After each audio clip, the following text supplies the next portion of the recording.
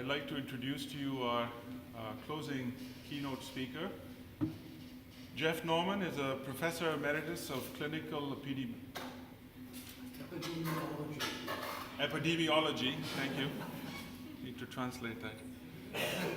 And biostatistics here at McMaster, and he was previously the Canada Research Chair in Cognitive Dimensions of Clinical Expertise.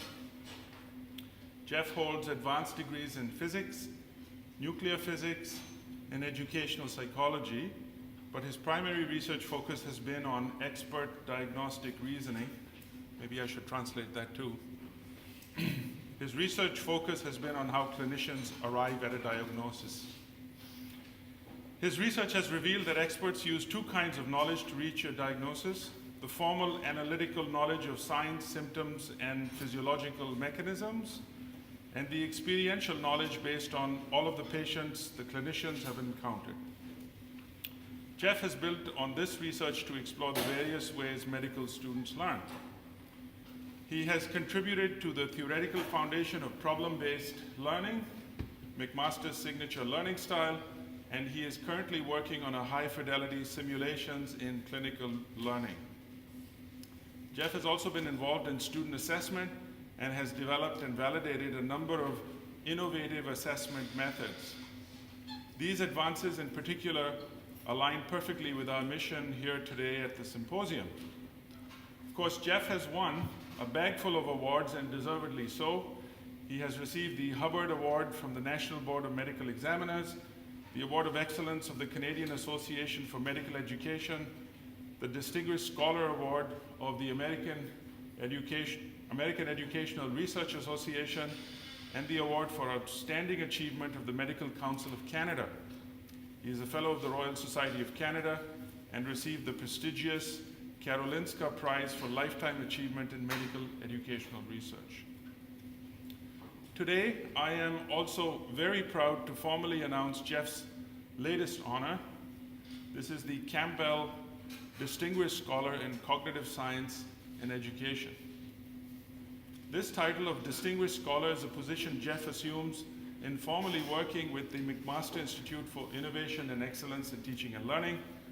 Distinguished scholars have a global profile in pedagogical research and work with Meadle to advance our research mission, encourage and mentor junior scholars, and collaborate on projects connected to our priority research areas.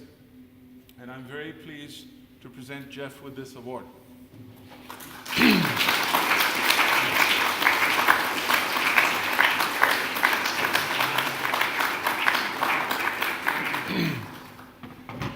So this afternoon, Jeff is here to deliver a talk called Two Solitudes, Bringing the Scientists and the Scholars of Teaching and Learning Together.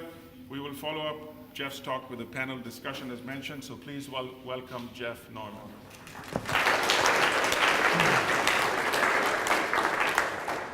Good afternoon, my name is Giraffe Abnormal. It's hard to be humble when you're as great as I turn out to be. And I'd like to thank Joe very much for the honor of being the final speaker on a Friday afternoon, which we just learned is just about the worst time of all to give a lecture. Do the same to you sometime, Kim. I've been fooling around since I retired. I'm like a bit like the couple who, when the kids finally leave home, they downsize to a bigger house. Since I retired in February, I'm getting more and more active in other activities like Meadle. And one of the things that certainly has arisen that I wasn't aware of until I got there is that there's a real, when you leave where my customary work environment is, there's a real dissociation between the people who are doing the research and education, who turn out to by and large be in the psychology department, and the practitioners on the rest of the campus. And it's codified, as we heard last night from Regan, in terms of SoTL, scholars of teaching and learning. Notice it's scholars, not scientists. And it seems to me that that dissociation between those two camps is a major impediment to advancing the cause of education. And that's really the theme I'm talking about. Let me begin by going to write the program. And as I read the first page of the web page, a couple of things struck me right from the get-go. First of all, it says that there's been 150 years of psychology research on learning. which means that much of the stuff we're talking about is not exactly a new idea. Secondly, the question is, has it really been the case that we are now able to apply pedagogical principles from the psychology of learning into education? In short, the two questions that arise from the get-go before I get into some other questions is, why has it taken 150 years for some of these ideas to find their way into the practice of education? And secondly, have they really? How successful are our attempts to get this knowledge about learning into evidence-based interventions in education? We know the interventions exist. The question is the extent to which they are actually put into practice. A little bit about me. You already know about me. PhD in physics long ago. I learned to my distress last night that means basically I'm socially inept. I'm afraid of my own shadow. Of course, you could argue that that's the reason I left physics, is because maybe I'm not quite as socially inept as the other crowd. Sometime later, and this is relevant, I got a master's in educational psychology from Michigan State.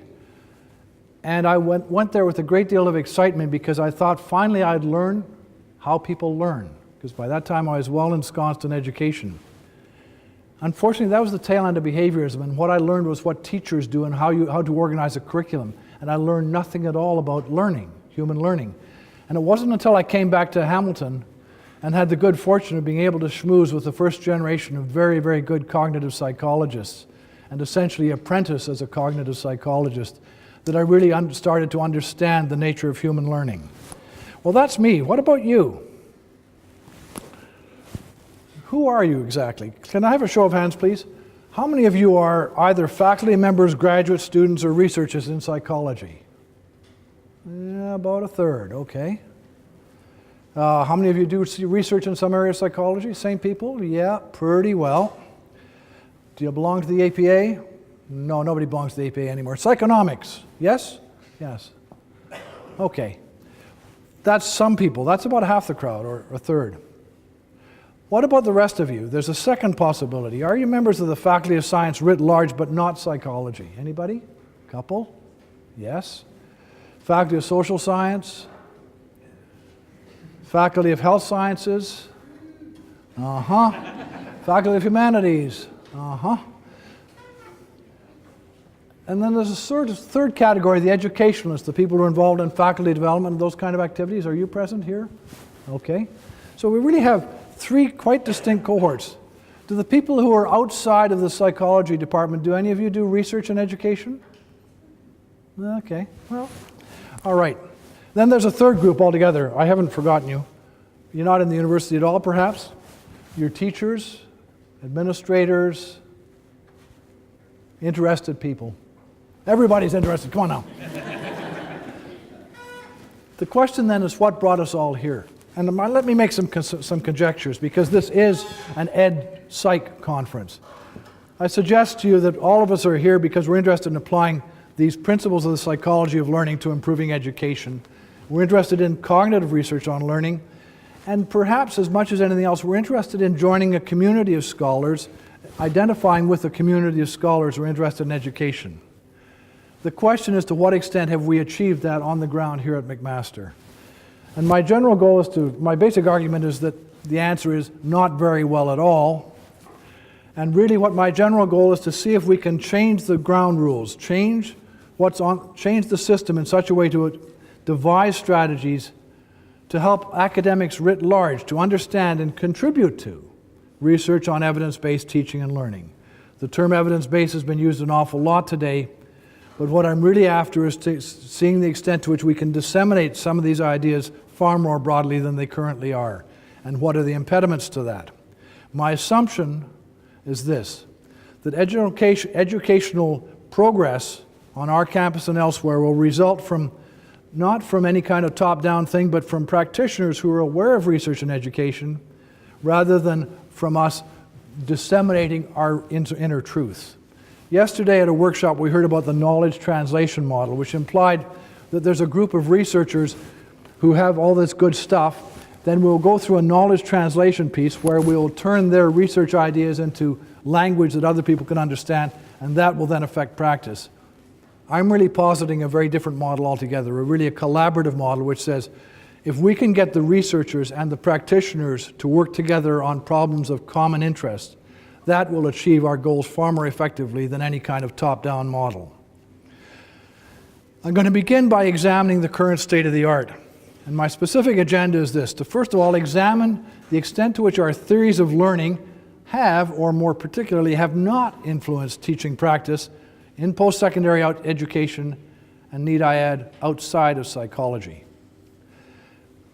The answer, I think, is not very much, and then I want to examine why it might be the case that what are the factors that mitigate against our success in trying to disseminate the kind of ideas and evidence that we have on hand. And finally, I'm going to turn to the model where I come from, medical education, as a potential solution to some of the dissemination problems. In a sense, what we're dealing with is two broad communities.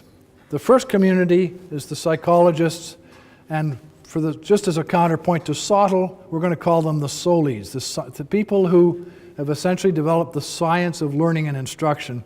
I thought about the other way around, science of instruction and learning, but the acronym doesn't work out too well. Good, you worked it out. No distraction there, no mind wandering, that's excellent. Essentially what I've begun to realize over the last decade or so is something has happened in education. Something has happened in that some of these icons, these heroes that I learned to frankly worship in the 80s and 90s when I got back from Michigan State, the key actors in cognitive psychology have started to become more and more interested in stuff on the ground in terms of psychology influencing education.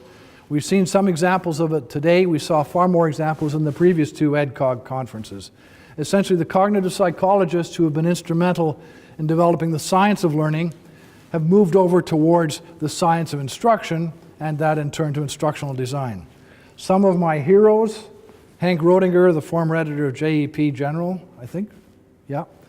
Bob Bjork, former editor of Psychological Review, Richard Mayer, chair of psychology, UC Santa Barbara, Jeroen van Marienboer in Maastricht, and a number of younger people as well, Dunlosky and McDaniel and many others who are mainstream cognitive psychologists but who have now put their eggs into the education basket. And having known these people in their previous incarnation, I'm saying to myself, what's happened? And I kept asking myself that question. I have to tell you, regrettably, that I understand now what happened. And it belongs to one of those most famous people on the planet.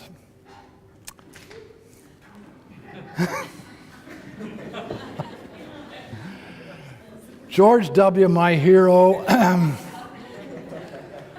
somehow at some point, I guess it was the No Child Left Behind movement, that the federal government in the US started throwing an awful lot of money at saying, let's look for successful interventions in education. The Coggies, as near as I understand it, and I could be wrong, because this is all hearsay, the Coggies looked around and said, boy, we know a lot about learning. Let's start jumping onto this bandwagon and taking a lot of their money to do stuff. And I think that's what happened, but I could be wrong. I don't have to remind you of the model of cognitive psychology. The model's been around since the 60s, or arguably the 1860s. We have the external world. We have short-term working memory of 7 plus or minus 2 chunks, limited capacity, as we were told just a few minutes ago by Dan, and long-term memory, which is associative rather than a sort of standard computer kind of memory. That everybody knows. That's, for the moment, not important. What is important is where that leads us, and in particular, the kind of basic theories that have emerged from this that we hear again and again is from the working memory constraints. That gives us, first of all, multimedia learning, which is really instructional principles, and secondly, cognitive load theory, which tells us again about how we should organize instruction to limit load on working memory.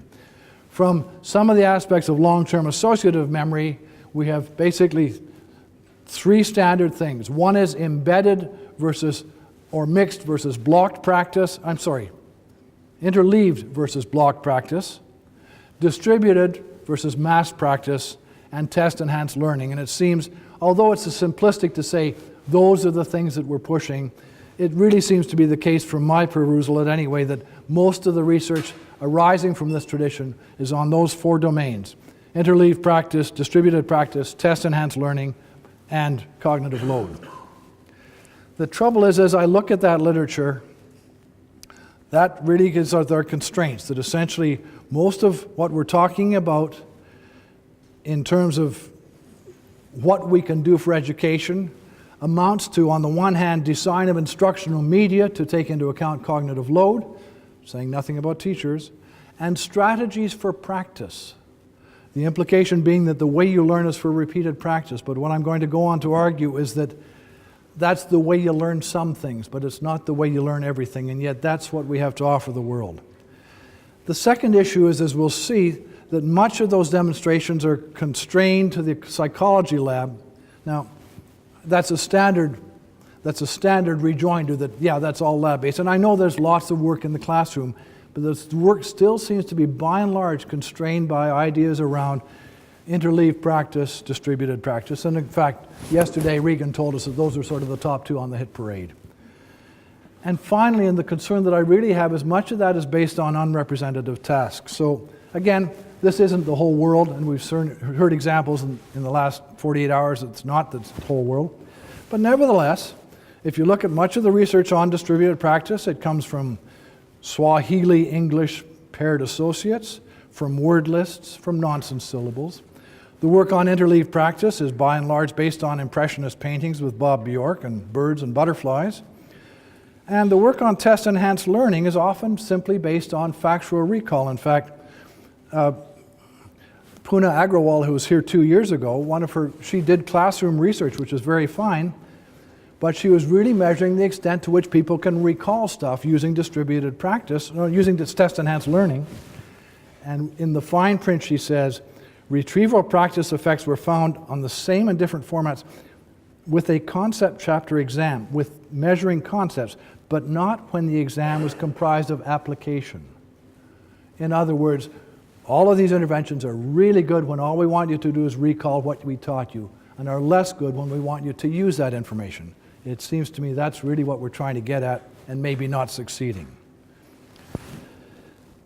You know, if I can get a bit cynical, let me frame a hypothetical conversation between the psychologist who's about to try and persuade, for the sake of argument, the geographer that this is really good stuff that they should be paying attention to. And I admit this is a caricature, but roll with me. At least it's a bit of an entertainment and a bit of a distraction, which Dan will tell you is a good thing. The cognitive scientist, boy, have I got a great idea for you. We've got good evidence of some strategies that you can use to enhance student learning with little additional input on your part. And it's based on really, really good evidence and a powerful theory of learning. Are you ready? Yeah, sure, whatever. First, let me tell you about distributed practice. So, instead of teaching everything in one block, if you space it out to, say, 3 one-hour lectures a week, great things will happen. Have you ever looked at a university calendar lately? Everything's in 3 one-hour lectures a week. We've already got there, except I have to point out, the Department of Psychology, I checked into this statistic, they don't kind of practice what they teach. There's about 3 courses per semester that taught in 1 3-hour evening session per week, which we psychologists will tell them is not the right way to go. Okay, that's only distributed practice. And where have you showed that it works? Well, we showed that it works for unrelated words and learning Swahili. Oh, okay, thanks anyway. Interleaved practice is another thing that we're really good at. So instead of giving them problems at the end of the chapter, we mix them all up so they have to figure out which is which. Hey, that's really kind of cool. I mean, that's so counterintuitive. We think it normally works better the other way around. So where have you tried it out? Well, we've tried it on butterflies and finches and sparrows and impressionist paintings. And now to pick up on Patrick Dean's comments last night, that doesn't get at things like understanding, in my field, Maxwell's equations, or in statistics. It may help you figure out what tests to use for this data, but it's not going to help you understanding statistical inference. In biochemistry, it's not going to help you understand the Krebs cycle. In history, it's not going to help you to understand the determinants of World War I. Or in English, in Patrick's field, it's not going to help you understand Shakespeare's contribution to the literature. That's a different kind of learning, and that's only scratching the surface of the various kinds of learning. What we focused on is essentially the low-hanging fruit, the recall of information, where practice effects, not unlike the multiplication table, are inevitably going to lead some impact. But don't worry, we've got test-enhanced learning. So if you use a lot of little tests instead of studying, students will learn a lot more. That is, says the scholar, than if they were studying on the bus with a highlighter in one hand and a cell phone in the other while listening to the iPod. Somehow it's really hard to persuade people that these things are really sort of some kind of real innovation. I mean, admittedly, interleaved practice is different, but still, interleaved practice is good when the task is a categorization. It may not be so good when there's other kinds of learning tasks going down.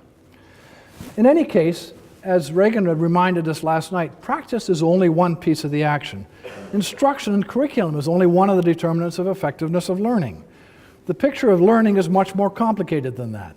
We have to take into account the content that's being learned, the kind of stuff that we want students to learn. We have to take into account characteristics of the student, as Reagan illustrated last night, characteristics of the teacher, as Dan was talking about to some degree today, and certainly arose around the idea of mind wandering. But we also have to take into account exactly what the learning outcomes are. And there's three different domains. One is the acquisition of knowledge, second is the practice, and then third is the application. And as I pointed out, in my view, SOL-SOI focuses almost entirely, not universally, but almost entirely on practice.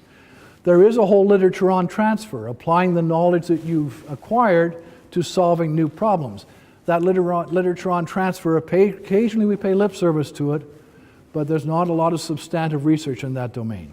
There is very little literature on what we can do to facilitate acquisition of difficult concepts. I've seen a few studies that are relevant, embedding things in a problem, stuff like using analogies and metaphors, but that's very much a small part of that literature. Furthermore, we haven't talked about teaching, okay, I've covered that.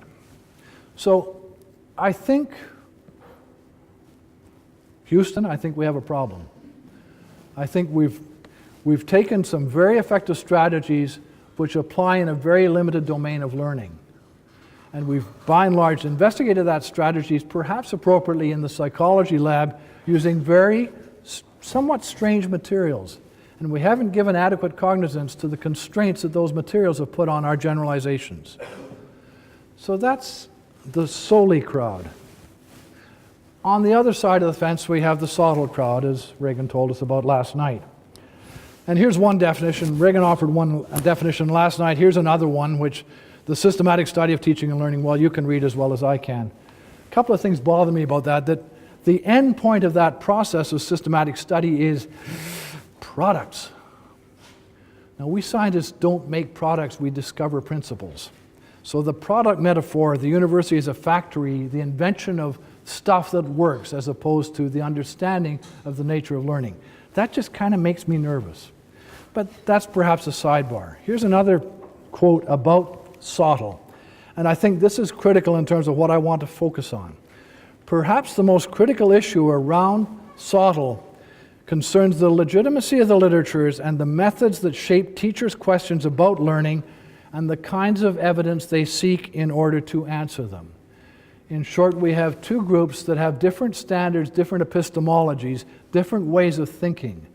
And as we heard from Reagan, well, in something Reagan and his colleague wrote, there's a real challenge in terms of recognizing the kind of evidence that the SoTL people are using to answer their practical questions and seeing whether that meets the kind of standards of academic inquiry that are necessary.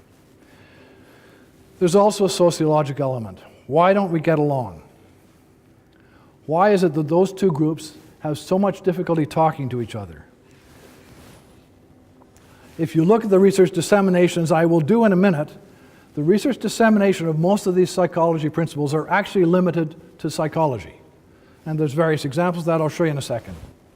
Why is it that psychology has been so ineffective in disseminating these principles outside of our own field?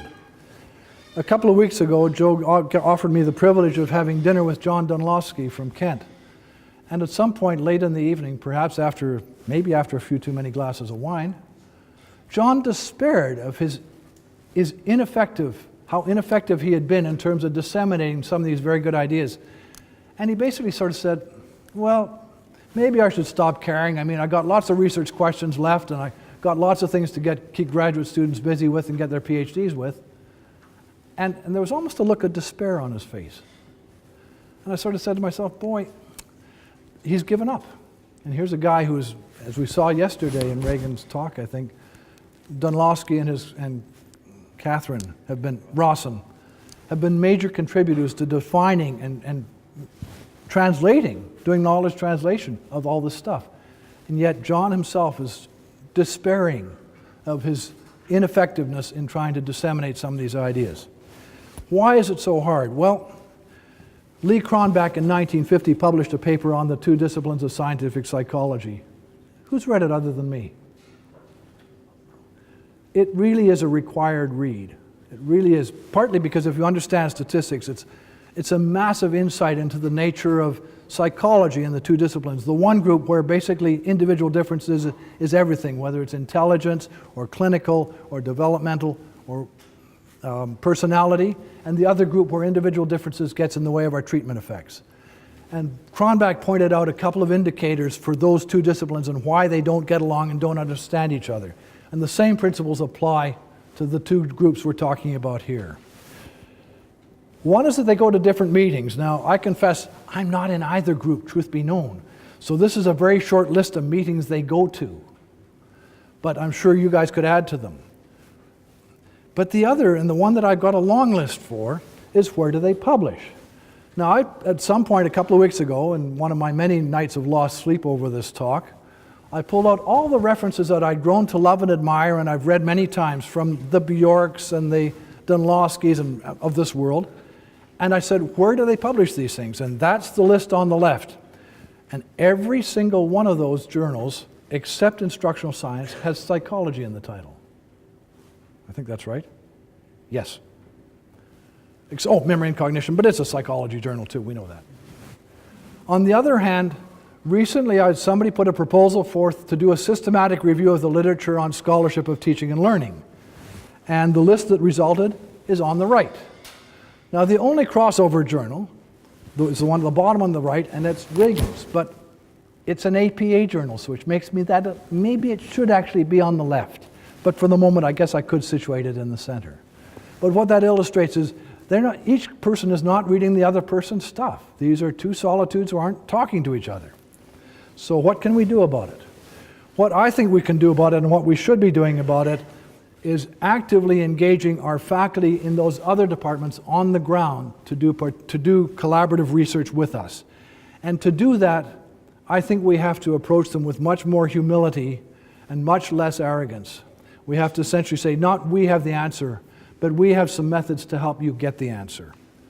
What I really want to achieve in the short term is faculty who are actively engaged in scholarly research, because that helps them critically apply the same kind of critical insights they have in their own field to the field of education. And that's what we hope will ultimately improve. That's what we mean by evidence-based education. But I think the best way to achieve that is simply to have our faculty members engaged in the process of educational research as we are. And what I'm going to argue is, but they can't go it alone, and that's where we come in. Essentially, in the long term, what we want to create, I think, is a community of educational scholars who are aware of and are contributing to an understanding of the process of teaching. They're both aware of the literature and they're active participants in creating the literature. That sounds like a very, very tall order, but stay tuned. Because it's a tall order because of this. The successful academic teacher, and this was alluded to in the panel discussion last night, in chemistry, English, or theology, has a really, really good understanding about how to succeed in chemistry, English, or theology. They know the scientific methods that apply to their discipline. They know how to do the discipline. They know how to play the academic game and get publications and tenure in their discipline. But how can we presume that they have understanding about scholarly inquiry and education? They don't know those methods. And who in their right mind would want to pursue research in an area where you're incompetent? Well, I guess one answer is me. Back in the 70s when I was trying to pay a mortgage, that's exactly what I did. And that's why I refer to my apprenticeship in psychology, because it took me a long time to get good at it, because it was a painful process. Physics, really, I can guarantee firsthand, physics does not help you do psychology research, one iota. Duh. But that's what we're asking our colleagues to do if we want them to engage with us in educational research. That ain't going to work. So the question is, how do we get there? How can we create an environment where we can ensure productivity in educational research? And what I want to propose to you is that the model is already there, and it's the field I come from, medical education, and I'll tell you why I think it's going to work. First, a funny sidebar. It was dishonest of me to tell you that the icons of cognitive psychology only publish in psychology. They actually publish in two places, psychology and my field, medical education. And that's how I became aware of them. Suddenly, I was seeing publications in our journals that had the name Bjork on it, and Rodiger on it, and von Marienbohr on it. I was saying, what's happening here? Why is it these guys, they're not publishing in geography or chemistry or engineering, they're publishing in medical education. How come? And so, obviously, I can't do a randomized controlled trial to get the answer, but I have some suspicions. First of all, medical education has a long history, which I'll talk about in just a second. Research in medical education has a long history that I'll talk about in just a second. Second, one very legitimate component of that research is cognitive psychology. The methods that we as cognitive psychologists or as psychologists use are familiar methods to medical educators. We have a well-established, mature discipline with any number of highly regarded journals and so on. And as part of that, our medical teachers have been collaborators with us in developing that educational science in medicine. So we know how to create those collaborations and allegiances. And so this is the model I want to explore more. The other thing about medicine is, as a clinician, every clinician has to pay allegiance to the notion of evidence, evidence-based medicine, which is another piece of the action which began here at McMaster. No clinician would think of prescribing a drug where there was not evidence to substantiate its effectiveness. That carries over to their attitudes towards educational intervention. So in a sense, persuading the evidence in education is a good idea is a very easy sell. As I say, the history goes a long way back. It actually began in Buffalo, New York in the 60s. And I knew the first generation. I can trace their lineage if you like. As of today, in the last look, there's at least 10,000 research publications in education. There's hundreds of clinical teachers who are engaged getting master's degrees and PhDs in medical education.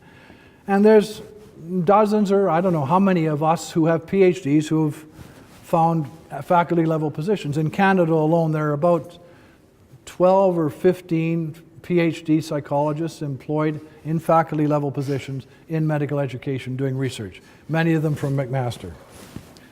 The model that was used, and the model that I think could be transformable, is that we put together faculty members like myself and a couple of others in the room who have the specialization in the methods of educational and social science research with the clinicians. Typically, the funding arises from individual departments because us people can help them in their own research and they can work with us.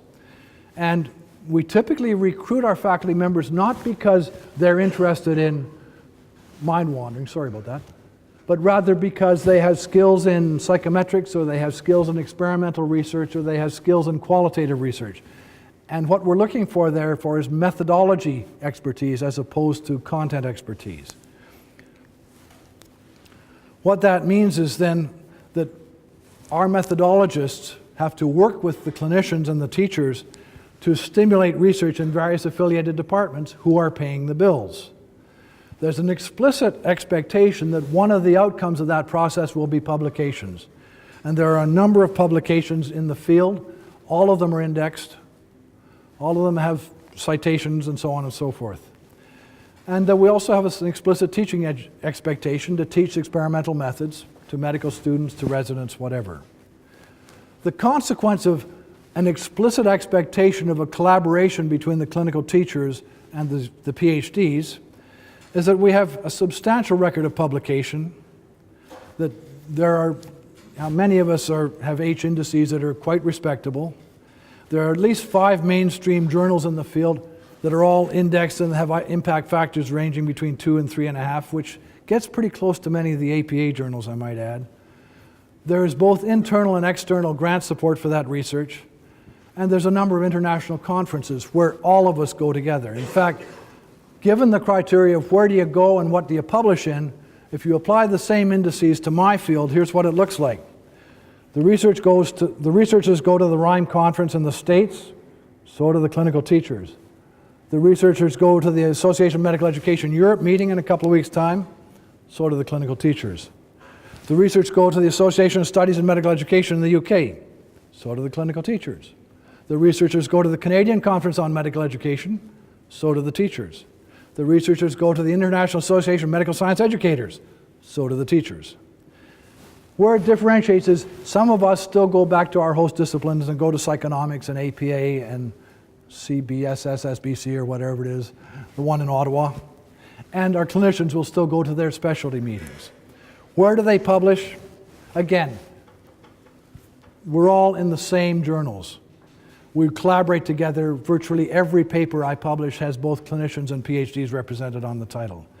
In addition, we can also publish in the clinical journals like JAMA, British Medical Journal, and so on. And in addition, I've published in many of the mainstream psychology journals, and in return, many of my colleagues have published in epidemiology journals, in internal medicine and pediatrics and so forth. The point is, the central point is that we develop a collaboration where we have individual expertise, and what we with the PhDs bring to the table is not our theories or our solutions or our answers, but our methods. Because we cannot expect our clinical colleagues to be as versed in our methods as we are. So we bring the methods to the table, they bring questions, we bring questions. We poke and prod the questions until the methods are available to us, and the methods are useful. And I'm going to give you a few examples of the kind of research that we do, which involves the straight methods of experimental cognitive psychology. For the psychologists in the room, it's going to be familiar territory. But the questions are very different. Some arise purely from the practical domain, some of them arise from theory and then inform practice, and some arise from practice and inform theory. So here's a few examples. I'll just skip right to them. The first is Ed Matsumoto, who's a urologist who did his master's at Toronto. He then came here, he's on faculty at McMaster. In medicine, a big deal is to use high-fidelity simulations, which range in price up to $100,000 or more, to teach students basic clinical skills. What Ed's question is, do we really need all that high fidelity? Not a close look at that. That could ruin your dinner. He's a urologist. This is to teach people how to use a cystoscope. That's the high-fidelity simulator. It costs a few $1,000s. The low-fidelity simulator was donated from the McDonald's Foundation. There it is.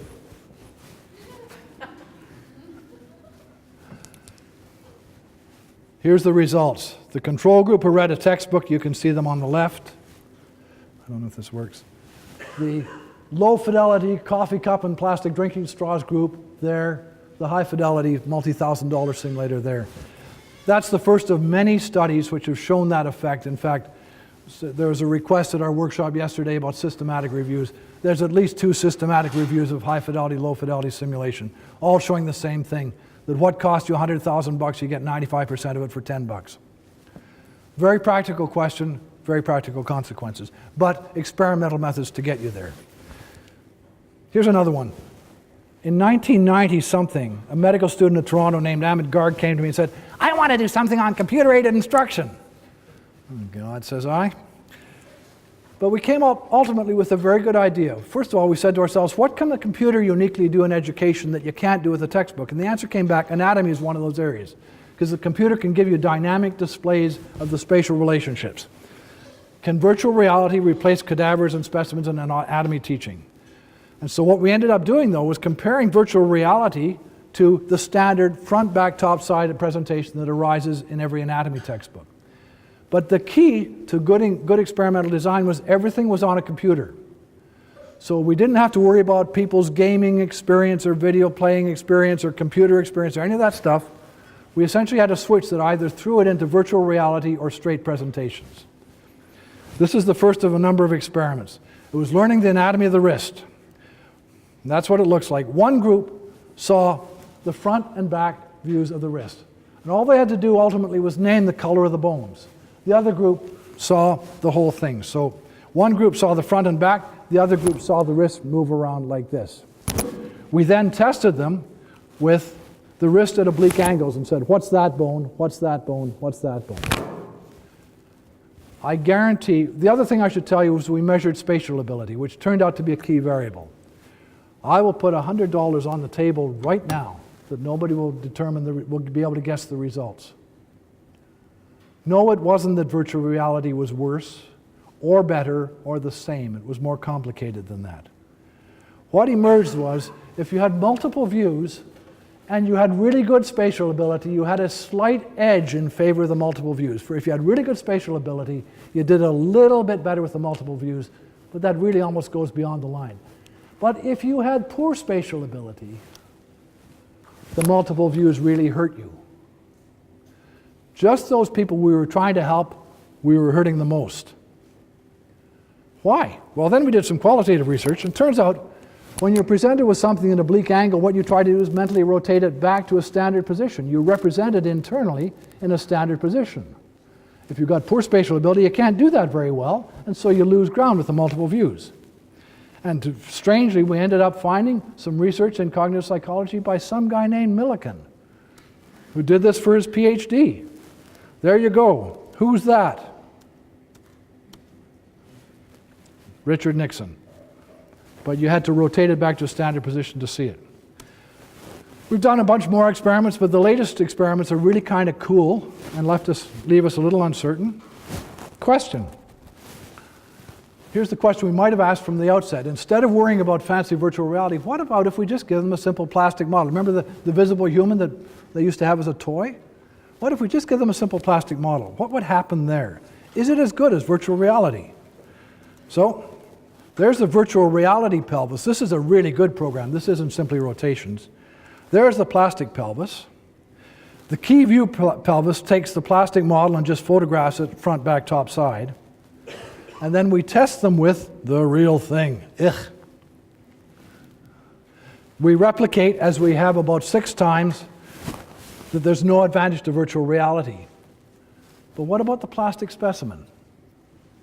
The same? No. Much, much better. Ah, says we. Oh, that's probably because of haptic feedback. You can touch it. You're getting additional information from being able to touch it and feel it and poke it and prod it.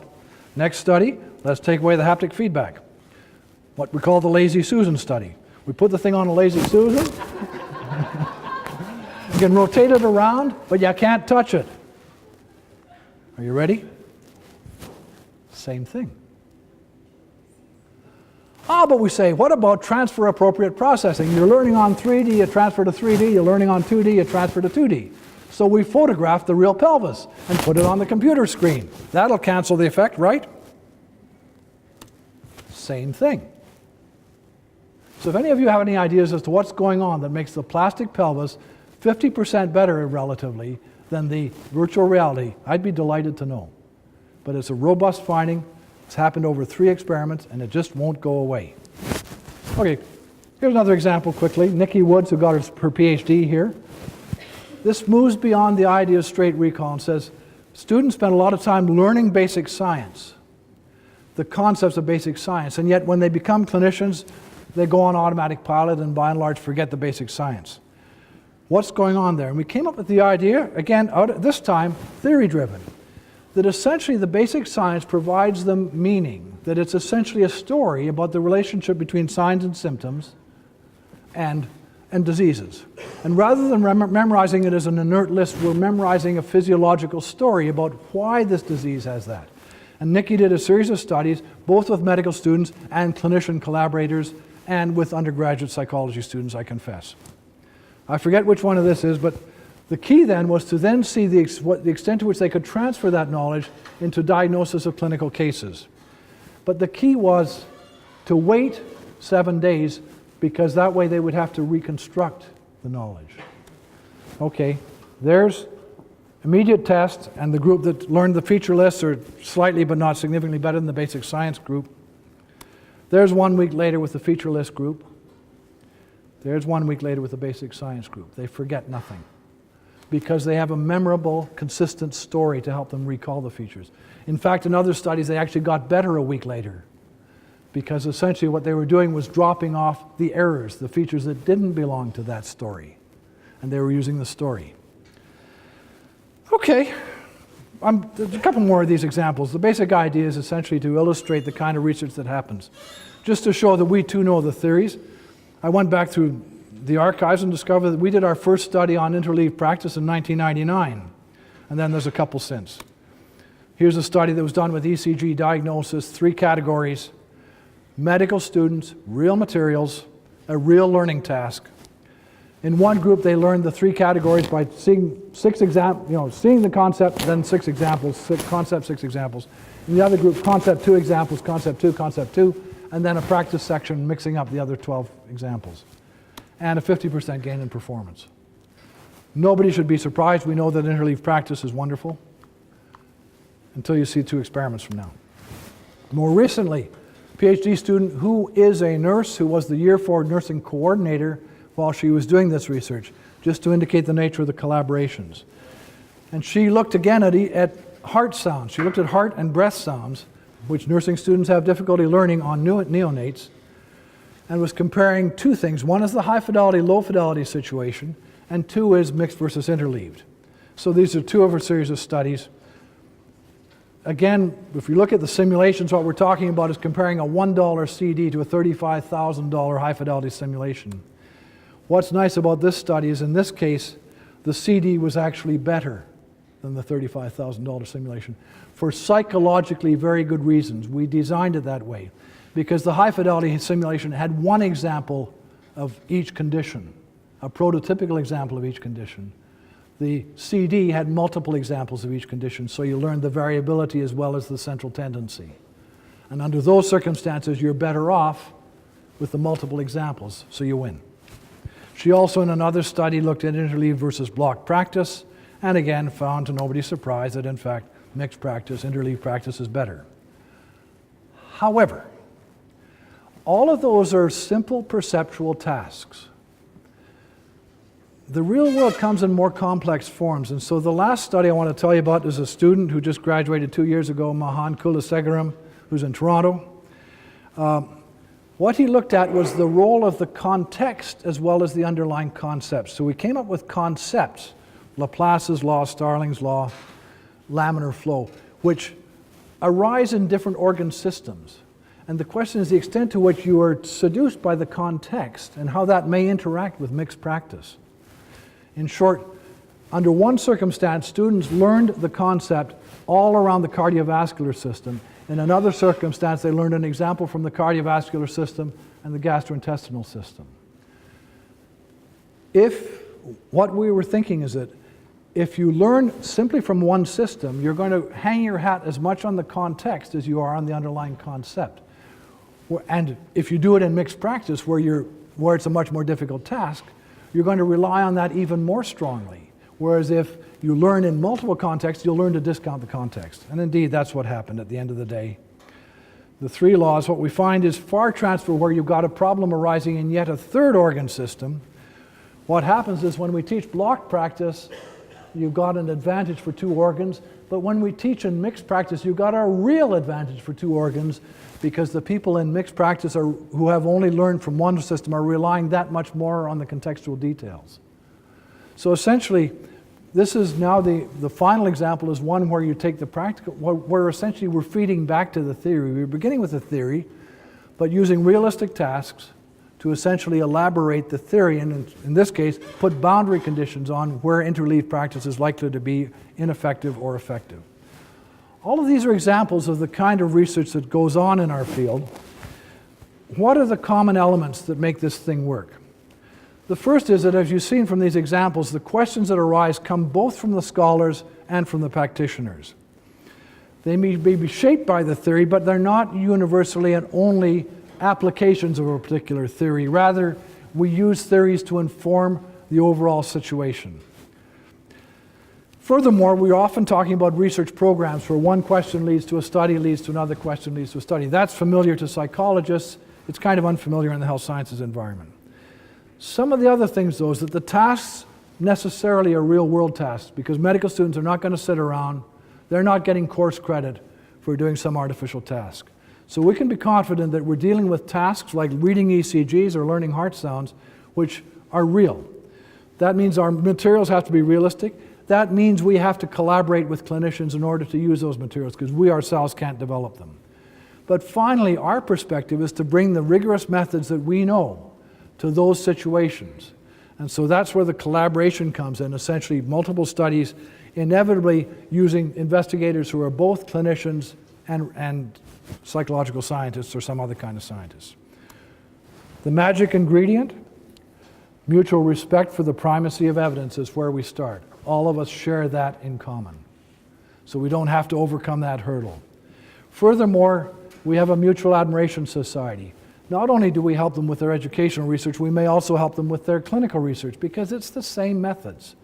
They respect us for methodology and of course for statistics and of course for sample size calculations. We also are able to bring our theories to the table to help them understand what's going on and to tell them that's not a study worth doing, we know the answer. On the other hand, because we have to use realistic materials, we have a collaboration where they have meaningful input and practical input too.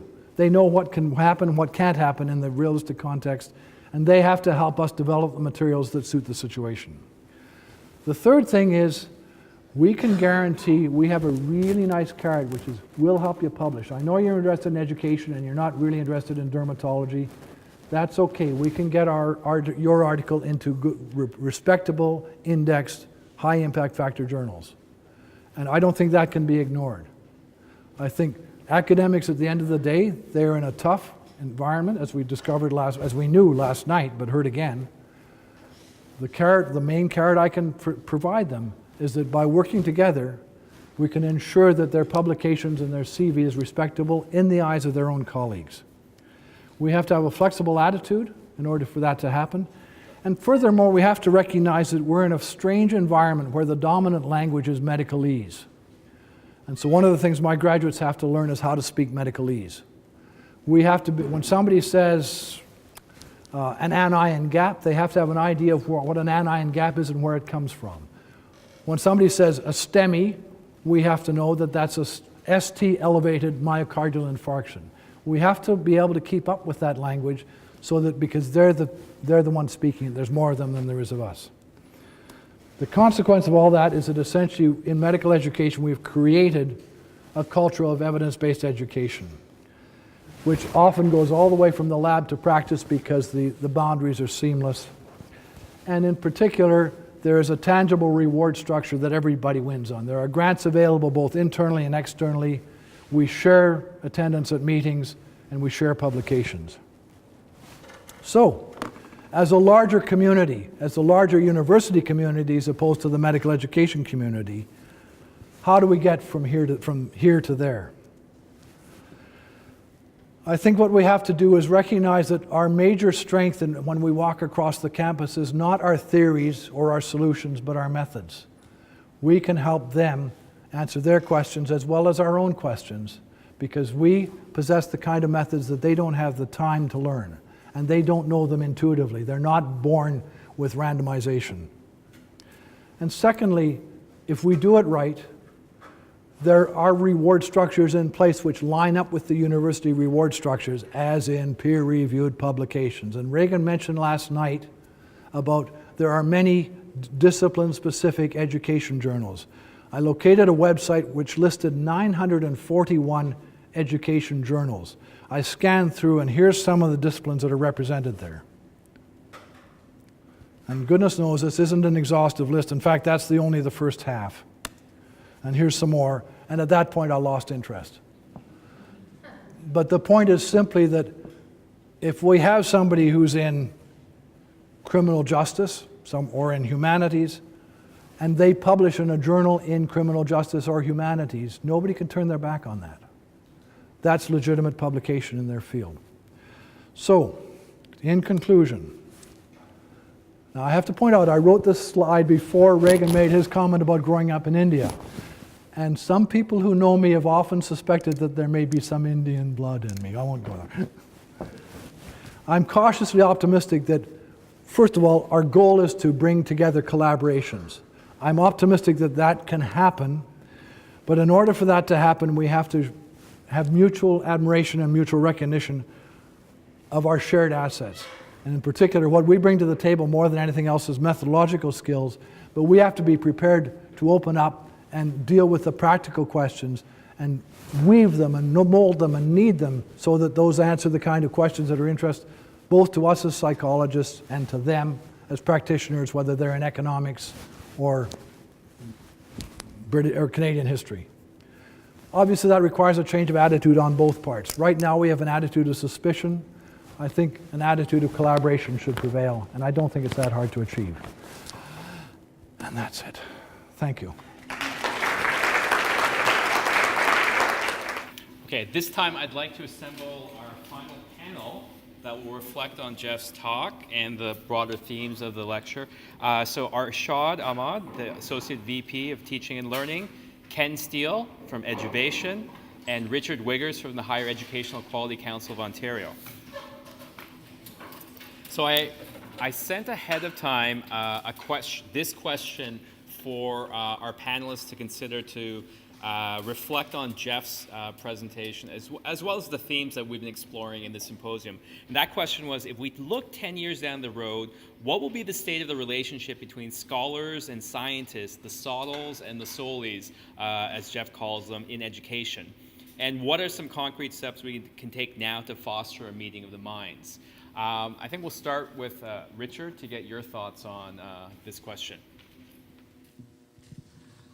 One of the themes that came across, including in Jeff's talk, is the fact that we need to have more bottom-up research being done.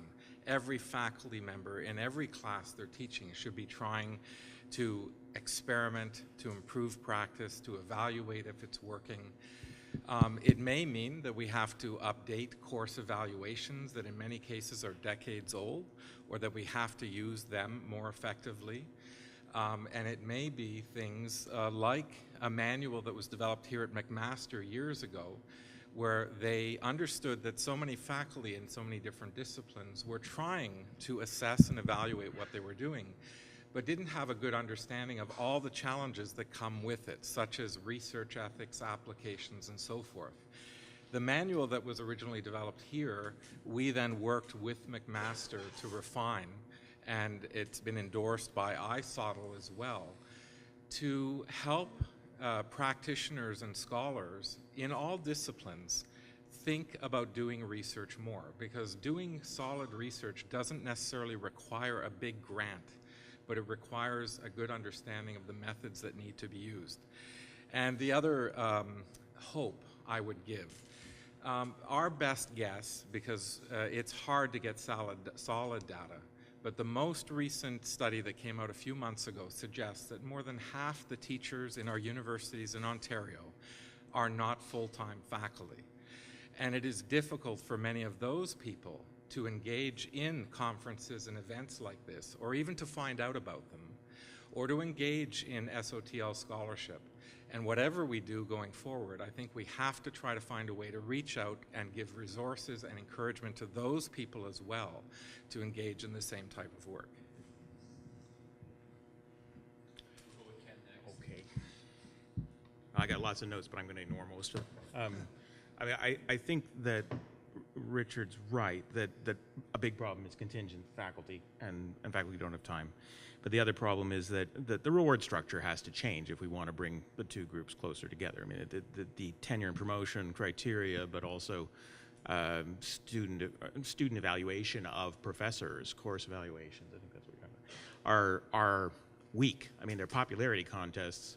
If we shifted the goalposts to measuring learning outcomes in some fashion, suddenly faculty would have a reason to care more about measuring learning outcome and finding ways to tweak that to improve their scores. Whereas popularity is the objective right now, and you know, improving your teaching might or might not improve your popularity with the student. As I think about sort of how can we manage these things, I mean, I work with institutions across the country from research universities to very small community colleges, and creating cultural change, trying to get faculty in particular to embrace anything in addition to their existing workload is challenging. The things that seem to work are first off starting with brand new faculty who are being brought on board and are looking for some guidance and on whom you can impose some requirements.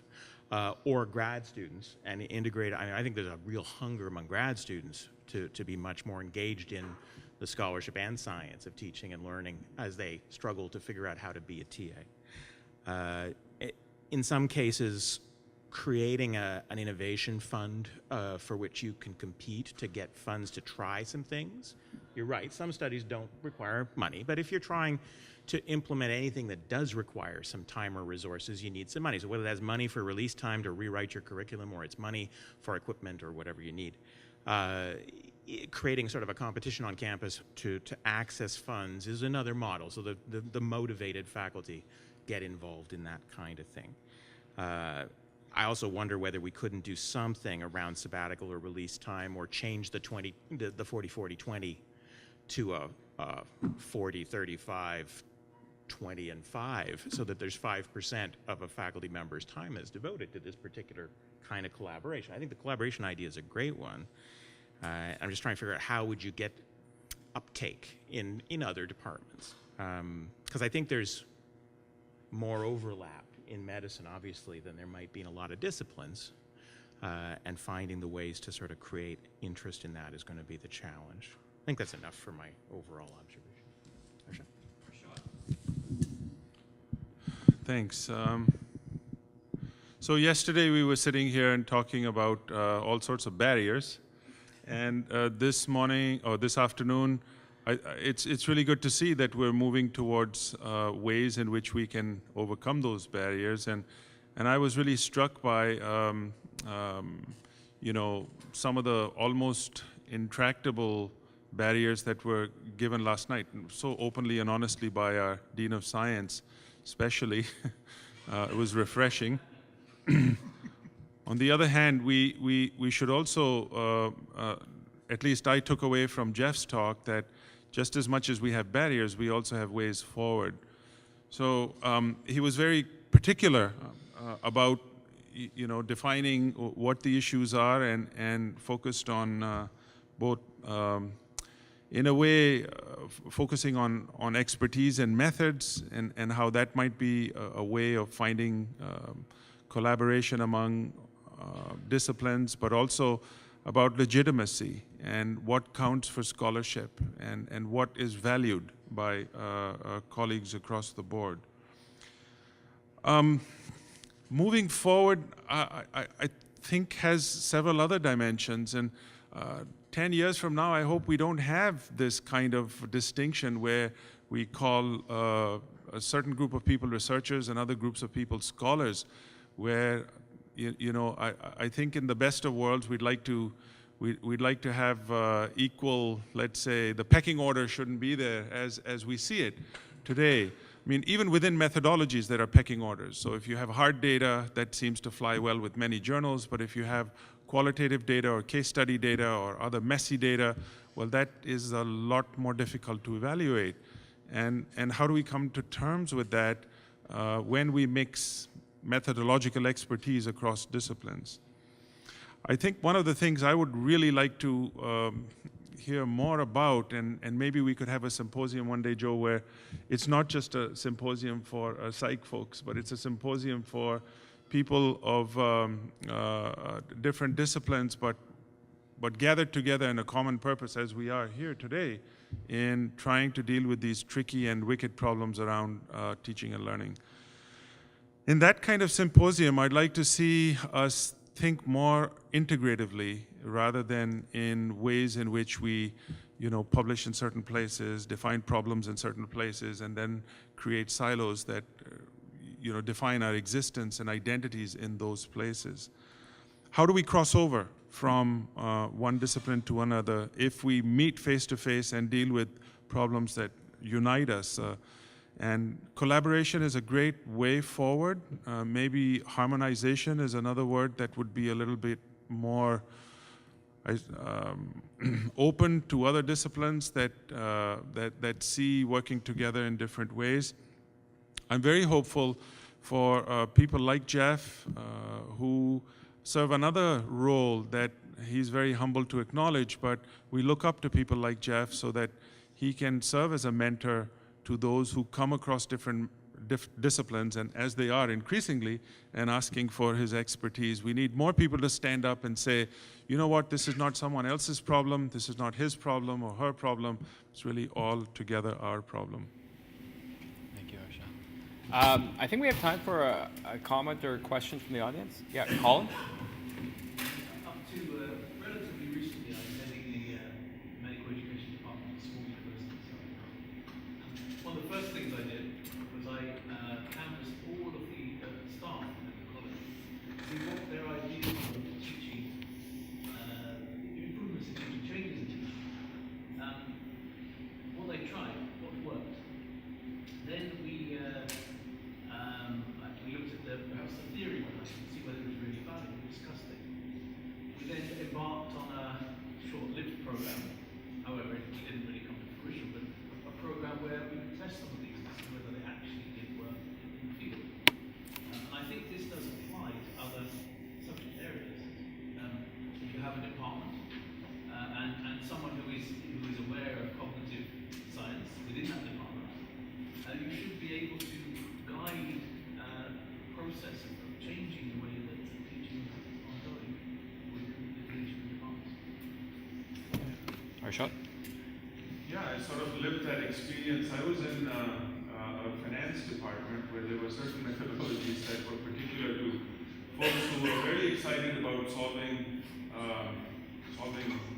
every issue you can imagine that affects everyone in the world.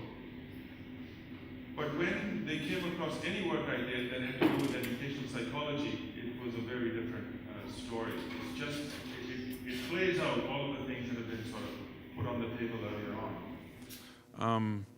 I mean, there's, the point's been raised by both panelists earlier about resources, and I think about the fact that in Canada we have the top 15 universities that attract and have attracted last year over I think the number is $5.3 billion in research. That's a lot of money, and it's for good reason, and they should get even more money. And I think the wrong thing to say is, well, look how much money is going for teaching, because that's, it's not that we don't want more resources for teaching, it's how we are going to go about solving our teaching-related issues. How are we going to bridge the gap where we can learn from the strong methodologies that exist, the promising principles that are out there in harnessing them and harmonizing them in the ways in which we do our practice? So there's a cultural element here that I think transcends kind of aspirations that we all have, but we don't seem to enact. And I'd be really interested in hearing about ways in which change occurs within departments where people are listening to others who they trust. And they say, hey, I've just look at this study or look at this particular approach where we are really cross-fertilizing from different faculties, and it isn't within that boundary. I'm always surprised at the number of times I talk to a faculty member from a certain discipline that doesn't necessarily have the training for a certain research methodology, who hasn't thought to go down the hall or up to the next floor to the education faculty or the psychology faculty or whatever. Do you know how many graduate students, master's and PhD levels, are looking for data sets and topics to do research on for their master's or for their dissertation? It amazes me, the silos that exist at institutions that could so easily be dealt with and make research so much more robust and help graduate students find relevant and useful topics to do for their graduate research as well.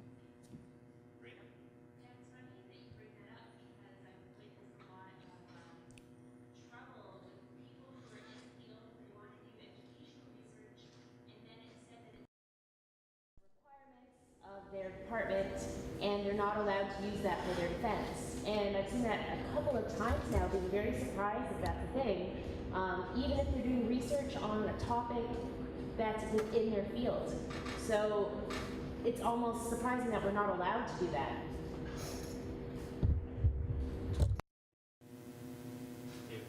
One of the things that struck me, I mean, it was actually listening to Jeff's talk, I was listening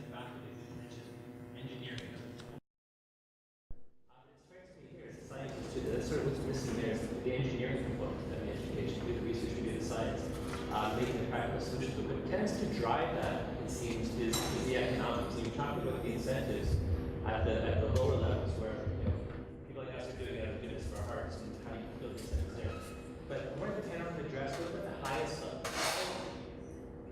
The economic incentives for that to drive engineering solutions to education at the highest level of the university, whether the main budgets occur, where the big issues arise. Are there incentives there, or how could they be put in place with benefits? Yeah, I actually came in thinking I would talk about that. I think student retention is a growing priority, sort of effectiveness in teaching engagement students. And some of that may or may not come from various provincial jurisdictions imposing new funding formula, but we're certainly seeing a rise in at-risk students, a rise in underprepared students, a rise in students who are more challenging to teach on our campuses. Maybe not at McMaster, maybe not at U15s, but the vast majority of the others are basically increasing high school graduates' participation in post-secondary, bringing on board students who are less prepared. And so there's a need to ramp up the effectiveness of our interventions to teach them. And I think there's going to be some government money for that. There's going to be some retention initiative money. There already is an emphasis on retention at a lot of schools that don't have a waiting list or aren't selective in their admissions. So one thought I certainly had is that many of the smaller teaching universities would be very eager to experiment with anything that helps them to keep a student from year 1 to year 2 or semester 1 to semester 2, because they need that body on campus in the longer term. So there's real interest, I think, for that.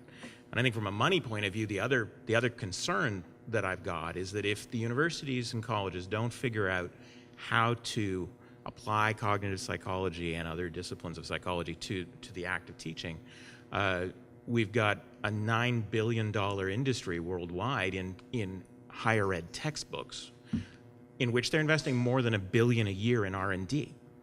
The money being spent by Pearson, Newton, and all these other software programming companies, they are investing heavily in trying to diagnose exactly how curriculum flows and how to optimize teaching, and it may get away from us, I suppose, if the smart textbooks start doing all of this work and we don't. So hopefully we can find a way. Maybe others have more optimism about where it comes from. Okay. So I thought Jeff's made severeal references to Regan's public lecture last night, and I thought they made nice bookends. So I thought I might pose the question to Regan. How do you think things will look 10 years down the road? Well, I think what's interesting is listening to Jeff, and there was so much of the us and them, right? And I think that's something that we all deal with, that the us and them, but it should be all of us working for education, but it becomes this us and them. And I'm hoping that in 10 years, it's almost like, instead of where will the scholars be and where will the scientists be, I'm hoping that there will be a new breed.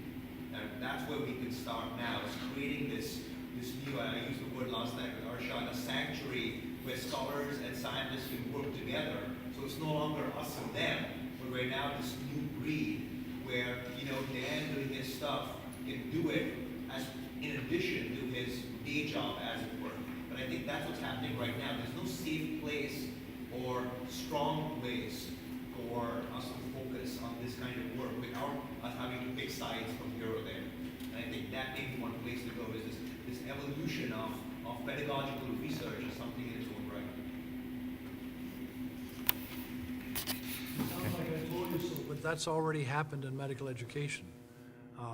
It's not, there's still an MDs and a PhDs, which recognizes different kinds of knowledge that they bring to the table, but there's an equality that occurs there. And there's a broad, overt recognition that the whole is greater than the sum of the two parts. Neither can go it alone.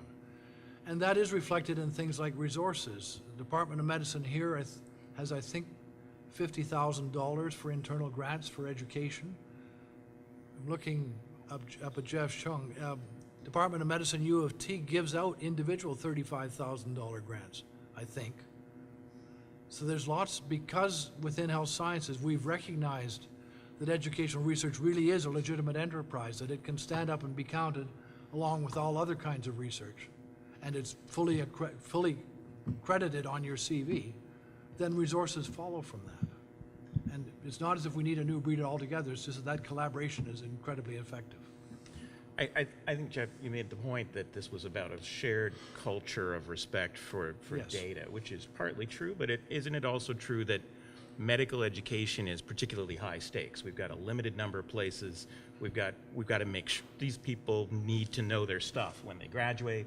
My guess would be that the other professional faculties that may have big ticket students like MBAs or engineering might be the next places where this would be adopted because of the sort of high stakes nature of it. And the places where perhaps we could most use innovation will not have the resources to jump on. I don't think it's so much stakes. I have no illusions that I don't think I saved very many lives from my educational interventions in medical schools.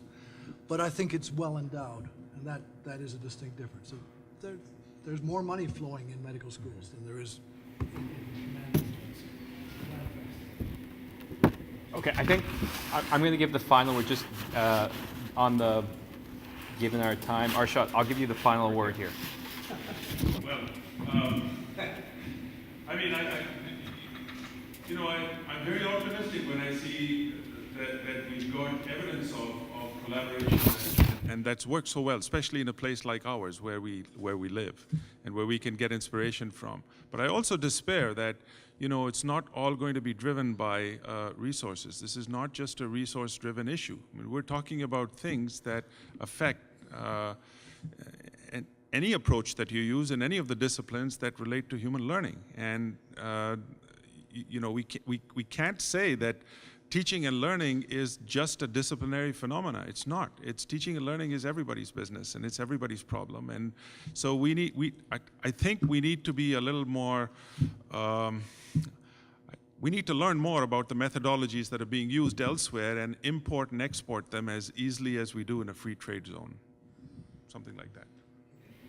Thank you, Jeff, for a great closing keynote, and thank you to all of our panelists for your thoughtful insights.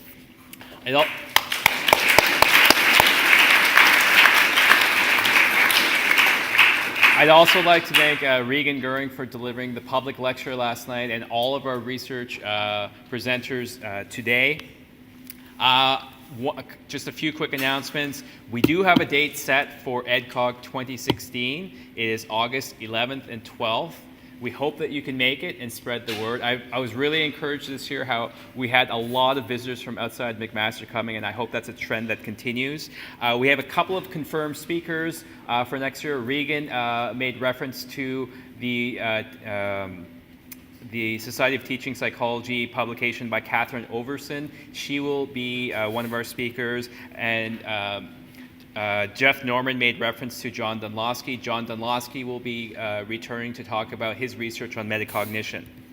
A couple other announcements. The winner of the poster selection, the People's Choice Award, goes to Andrew LeJudice.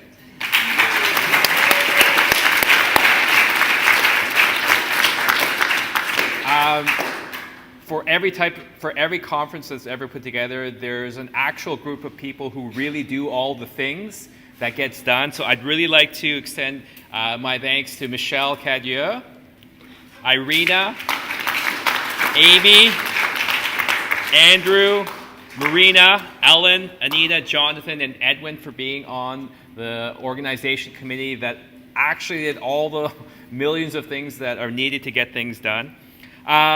Michelle wanted me to remind you, please do fill out your feedback forms. It really will help us to shape the direction of EdCog 2016. Also, please leave your plastic name tags. We can recycle them. Leave that on the registration desk.